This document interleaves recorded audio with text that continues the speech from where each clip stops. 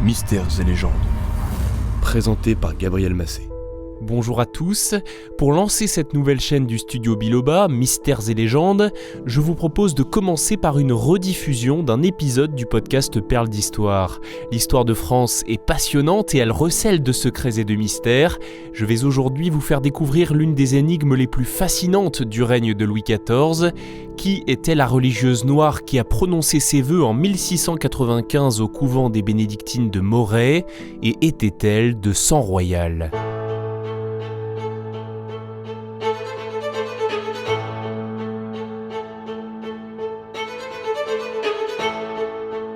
Cette histoire commence en 1660. Marie-Thérèse d'Autriche, la fille du souverain Philippe IV d'Espagne, épouse le roi de France Louis XIV. Ce n'est pas un mariage d'amour, le roi suit les conseils de Mazarin, il épouse l'alliance espagnole et une mère pour ses futurs enfants. Des enfants, Marie-Thérèse va lui en donner 6.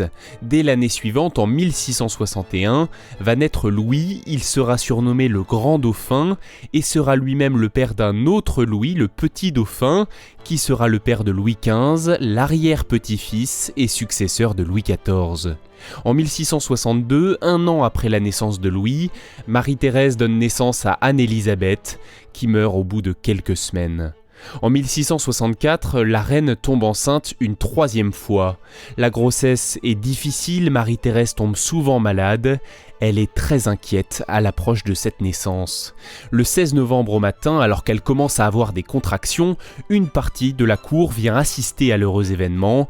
C'est le protocole, la reine accouche en public. Faisons comme si c'était normal après tout.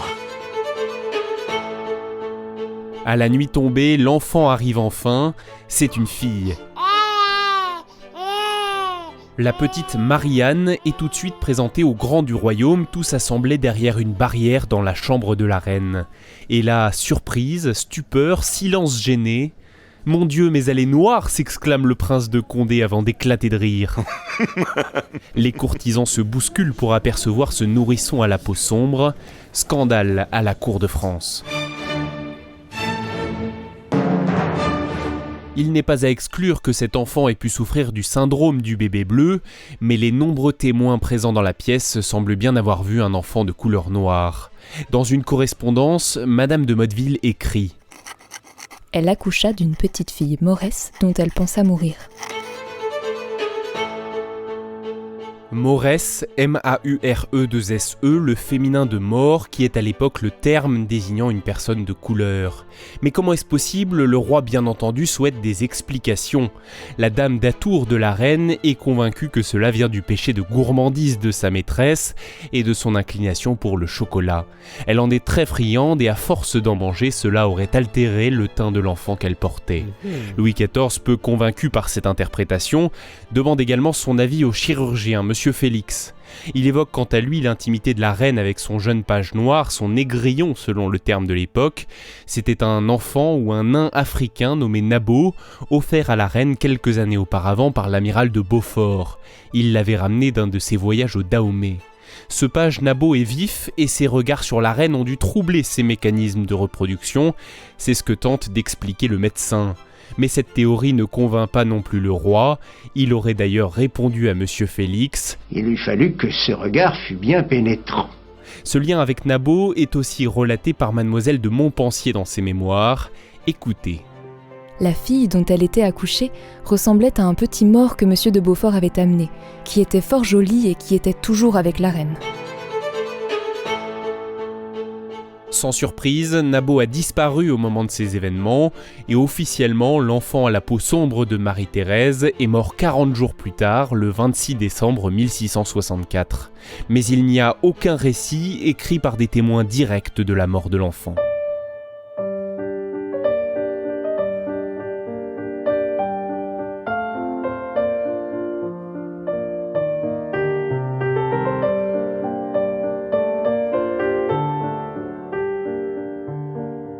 À À l'automne 1695, alors que la reine Marie-Thérèse est morte depuis déjà 12 ans, une jeune métisse d'une trentaine d'années prononce ses vœux solennels. Elle prend le voile au couvent des bénédictines de Moret, un couvent situé en lisière de la forêt de Fontainebleau. À cette occasion, plusieurs personnalités de la cour sont présentes et elle reçoit du roi une dot et une très généreuse pension. Cette religieuse prend le nom de sœur Louise-Marie de Sainte-Thérèse. On retrouve les noms de Louis et de Marie-Thérèse, ce qui n'est sans doute pas une coïncidence. Écoutez cet extrait d'une émission de l'ORTF sur le sujet présentée par Alain Decaux en 1969. On peut dire que tous les princes, enfants et petits-enfants de Louis XIV, venaient rendre visite fréquemment à la Mauresse de Moret. Par exemple, quand Marie-Adélaïde de Savoie épouse le duc de Bourgogne, le petit-fils de Louis XIV, qui est destiné à régner un jour, qui est l'héritier du trône, eh bien, on conduit presque aussitôt Marie-Adélaïde de Savoie, devenue duchesse de Bourgogne, devenue petite-fille de Louis XIV, voir cette Mauresse de Moret. Pourquoi ? Pourquoi est-ce qu'elle est si intéressante ? Pourquoi est-ce que la famille royale va lui rendre visite comme à une amie, j'allais dire, comme à une parente ? Ce qui est certain, c'est que cette religieuse noire croyait savoir qui elle était. Cette Mauresse de Moret, elle, croit dur comme fer qu'elle est la fille de la reine et du roi. C'est aussi l'avis du duc de Saint-Simon. Il pense, lui, que ses parents l'ont mise au couvent à cause de sa couleur, mais l'un comme l'autre n'avait pas les connaissances génétiques pour comprendre que c'était impossible. Est-ce qu'il ne s'agirait pas de cette petite fille noire qui aurait vécu, que l'on aurait éliminé de ses droits et de la cour, parce que tout de même c'était bien gênant, et qu'on aurait, sous une identité empruntée, envoyée au couvent. Cette religieuse métisse serait donc la fille de la reine Marie-Thérèse et du page Nabeau. Ça, c'est la première thèse sur l'identité de cette Mauresse. Il en existe 3. La deuxième, c'est qu'elle serait une fille bâtarde de Louis XIV qu'il aurait eue avec une de ses maîtresses. C'est la thèse défendue par Voltaire dans son livre Le siècle de Louis XIV. Le philosophe lui aurait rendu visite et trouvé que la Mauresse ressemblait physiquement au roi, même si elle était, je cite, extrêmement basanée. Enfin, cette théorie est accréditée par un autre élément, malheureusement incomplet. Dans les réserves de la bibliothèque Sainte-Geneviève, il existe un dossier, une chemise en papier associée à un portrait de la Mauresse. Cette chemise porte la mention « Papier concernant la Mauresque, fille de Louis XIV ». Une analyse du filigrane de la chemise a permis de révéler une date de fabrication, 1742, soit 12 ans seulement après le décès de la religieuse noire. Ce type de papier était très rare à l'époque.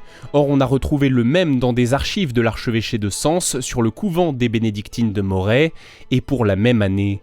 Ce qui prouve que cette chemise venait bien du couvent où la Mauresse avait vécu toute sa vie, mais cette chemise est vide. Quel dommage. Ça aurait pu être un indice. Jetons enfin un coup d'œil à la troisième théorie, beaucoup moins probable au vu des éléments évoqués précédemment. La Mauresse serait une enfant parrainée par le couple royal, peut-être la fille d'un jardinier de la cour. Cette hypothèse a été soutenue par le duc de Luynes dans son journal en 1756. Il y raconte que Laroche, le concierge de la ménagerie, avait un couple de morts avec un enfant. Madame de Maintenon, par charité chrétienne, aurait accepté de la placer dans le couvent de Moret.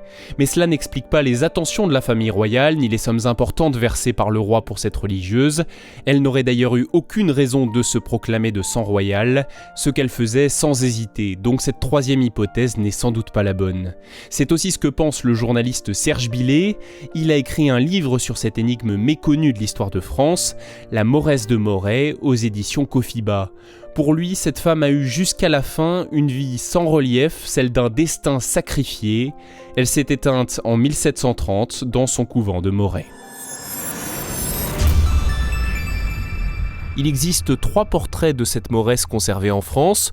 Le plus connu est exposé à la bibliothèque Sainte-Geneviève à Paris. Il est à retrouver sur les pages Facebook, Twitter et Instagram de Mystères et Légendes. N'hésitez pas à les suivre d'ailleurs. Pensez aussi à vous abonner au podcast sans oublier d'activer les notifications. À très bientôt.